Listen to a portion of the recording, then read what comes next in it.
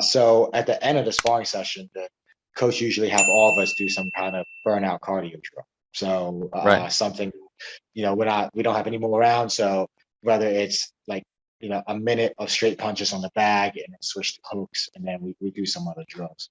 And at the end of that, everybody else was winded. They were gassed. They were, pretty much just lying on their backs. And I actually felt kind of fine.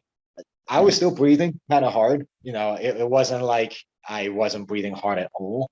But I was nowhere near, what they were and what I imagine I would have been without the training, where I felt, as I was going through the drills, I felt it wasn't muscular tension I was using. It wasn't, I didn't have to force anything. And even though my heart rate went up, it wasn't to the point where I felt like my lungs were burning and I couldn't keep going.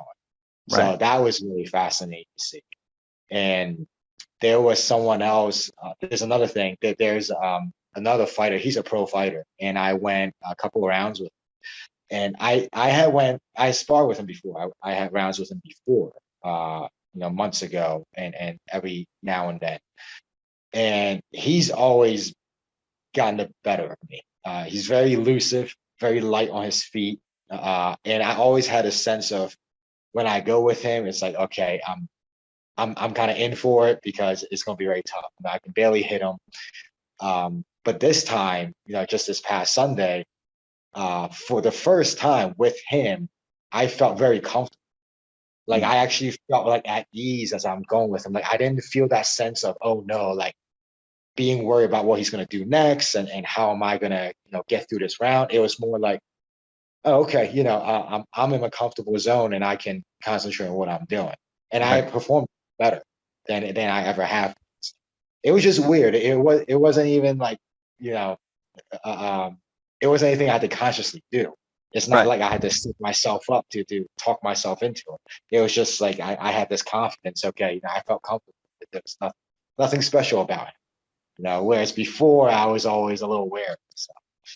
Yeah, that happens, because there will be moments you're like, you're a match against a guy that you don't really think that this guy is on the same level, but then once you start trading punches, you start, body contact, you realize, you know what, this guy is not as strong as I think. I'm gonna be able to take him. That happens.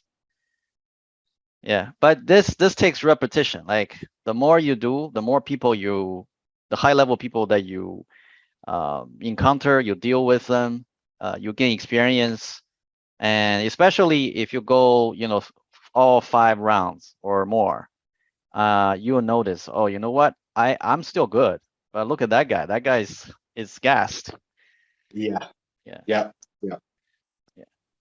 Later on, it's the more round you go, actually, the more power you get because of fascia.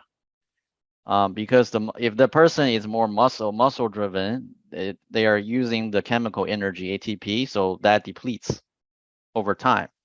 But fascia is piezoelectrics and mechanical and also electrical powered, so you actually get more energy towards the end. And there will be moments that you notice that every punch you throw is not missing. It's on target. Doesn't matter where this guy's going.